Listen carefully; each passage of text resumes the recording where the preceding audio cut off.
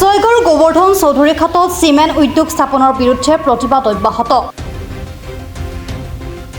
ভূমি সংৰক্ষণ সমিতিৰ সভাপতি বিমল হালৈ আৰু প্ৰাক্তন সভাপতি ঘনশ্যাম ডাকুৱে আজিৰ সংবাদমেল সম্বোধন কৰি কয় যে প্ৰাণ বলিদান দি হ'লেও চৌধুৰী ঘাটত চিমেণ্ট উদ্যোগ স্থাপন হ'বলৈ নিদিয়ে। আজি গোবৰ্ধন আঞ্চলিক যুৱক সংঘৰ কাৰ্যালয়ত অনুষ্ঠিত এক সংবাদমেলত চৌধুৰী ঘাট কাৱৈমাৰী দক্ষিণ বাংকাকাটা বেলগুৰি ধোৱাৰগাঁও লাটভূমি সংৰক্ষণ সমিতিয়ে অনুষ্ঠিত কৰা সংবাদমেলত এই কথা প্ৰকাশ কৰে। মুখ্যমন্ত্ৰী মহোদয়ক আমি এটা অনুৰোধ জনাইছোঁ। তেখেতৰ লগত আমাৰ কেইবাবাৰো দেখা দেখি হৈছে। তেখেতৰ লগত আমি কেইবাবাৰো আমাৰ এই ভাৱ বিনিময় কৰাৰ সুযোগ পাইছিলোঁ। প্ৰতিবাৰতে তেখেতে আমাক কৈছিল যে চিমেণ্ট উদ্যোগ নহয়, যদি বেলেগ উদ্যোগ হয় তেতিয়াহ'লে তোমালোকৰ কিবা আপত্তি আছে নেকি? তেতিয়া আমি অন্তঃকৰণে কৈছিলোঁ, ছাৰ আমাৰ একো আপত্তি নাই, আপুনি যি ইণ্ডাষ্ট্ৰী নবহাওক আমাৰ আপত্তি নাই, আমি যিমানখিনি পাৰোঁ আমি সিমানখিনি সহায় সহযোগ আমি আগবঢ়াম। কেৱল আমি চিমেণ্ট শব্দ ব্যৱহাৰ হোৱা কোনো কোম্পানীৰ লগত আমি সহযোগিতা আমি সহায় সমৰ্থন কৰিব নোৱাৰিম। আমি ইয়াৰ বিৰোধিতা আমি চিৰদিন কৰিম। তাৰপিছত তেখেতে অভয় দিছে। অভয় দিয়াৰ পিছত আমি আজি খোজাত পৰিছোঁ যে স্বয়ং চিফ মিনিষ্টাৰে অভয় দিয়াৰ পিছত ইয়াত আৰু চৰকাৰী বিষয়াই কেনেকৈ ইয়াত দালালসকলৰ লগত লগ লাগি আমাক ভয় ভাবুকি দিবলৈ তেওঁলোকে সাহস কৰিছে। এই কথা আমি চিফ মিনিষ্টাৰক আমি লিখিত আকাৰে জনাম। নীতিগতিতাৰ বিৰুদ্ধে আমি আৰু আমি নীতিগতিতাৰ বিৰুদ্ধে যিমানখিনিলৈকে যাব লগা হয় আমি সিমানখিনিলৈকে যাওঁ।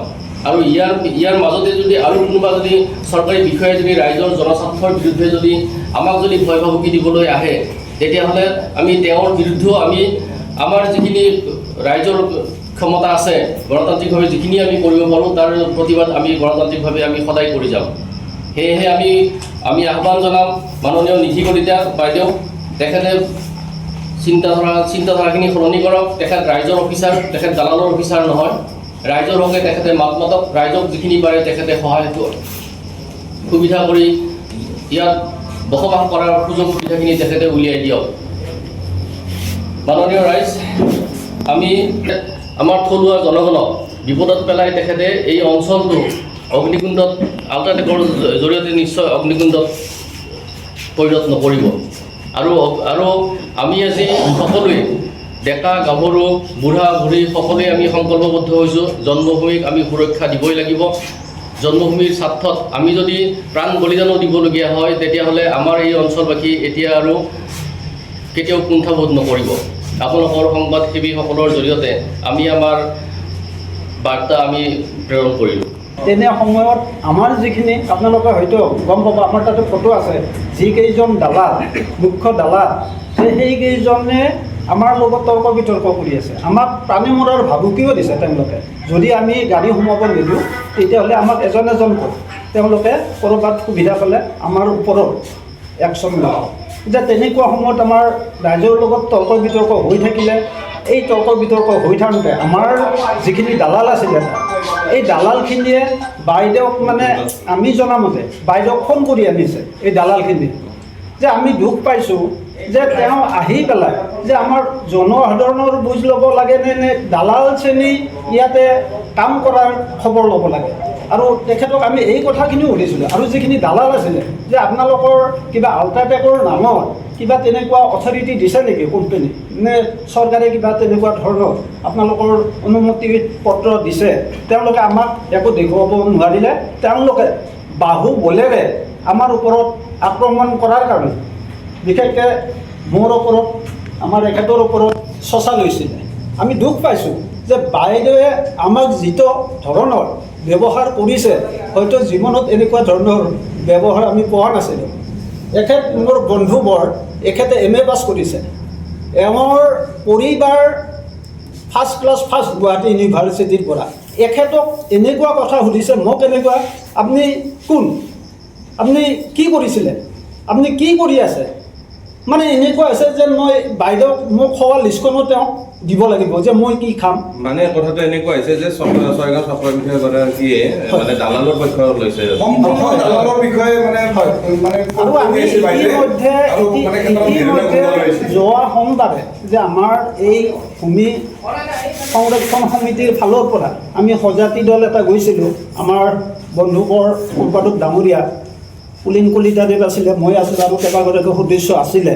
বাইদেউক তেতিয়া কৈছিলোঁ যে বাইদেউ যে এনেকুৱা এটা ঘটনা হৈছে আৰু আমাৰ হাতত যিখিনি আমাৰ নথি পত্ৰ আছিলে বাইদেউক আমি এইখিনি দি দিছিলোঁ। তেতিয়া ক'লে যে মোক 3 দিন আগত DC ছাৰে মাতি নি পেলাই আৰু আপোনালোকৰ এই ফাইল টাইলবিলাক মোক দি পঠাইছে। তেতিয়া আমি কৈছিলোঁ যে বাইদেউ যে আপোনাৰ তাত মানে কিছু দালাল ইয়াতে আমি দেখা পাইছোঁ, বিশেষকৈ ৰাহুল তিৱাৰী, আৰু আপোনালোকে আচৰিত হ'ব যে আমাৰ এজন জলসিঞ্চন বিভাগৰ কৰ্মচাৰী, 4ৰ্থ বিভাগৰ কৰ্মচাৰী সুন্দৰ দাস, লগতে ৰূপৰাজ তালুকদাৰ, যে এওঁলোকে লগ লাগি পেলাই যে আজি বাইদেউক কৈছিলোঁ যে বাইদেউ আপুনি এওঁলোকক কিয় আহিবতে, যে তেওঁলোকে ক'লে যে তেওঁলোকক মই চিনি নাপাওঁ, কোন হয় কি কথা।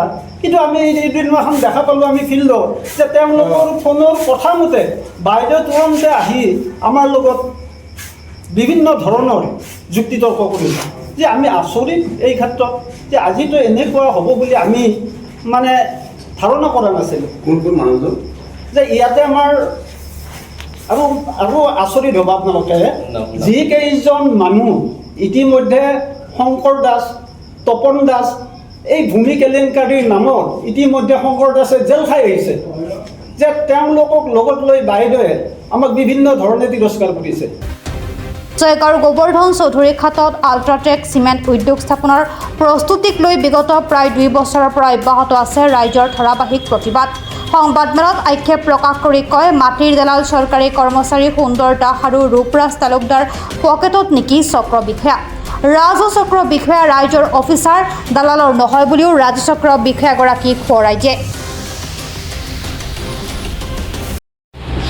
চিমেণ্ট ফেক্টৰী হ'ব নালাগে।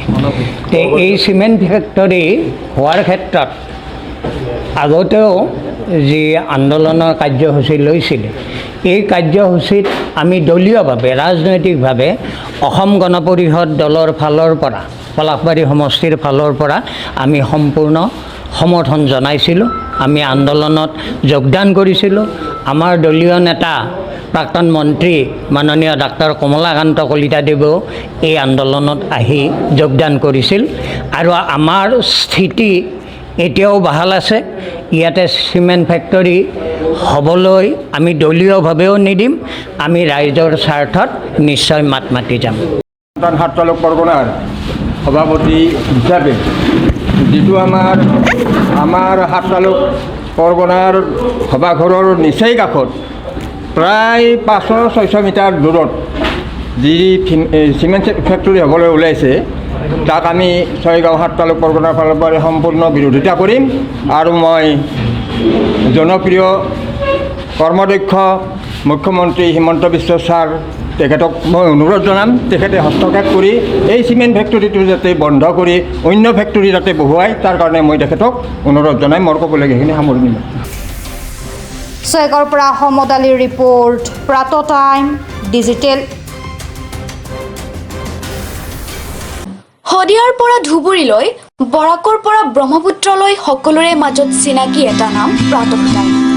থলুৱা ভাষা, কৃষ্টি আৰু সত্য বাতৰিৰ আধাৰত প্ৰতিষ্ঠিত খবৰ প্ৰাতঃ টাইমৰ প্ৰতিটো বা বাতৰি পুংখানুপুংখভাৱে চাবলৈ Facebook, YouTube, website, Twitter, Instagram আৰু ব্লগাৰ পেজত লাইক আৰু ফ'ল'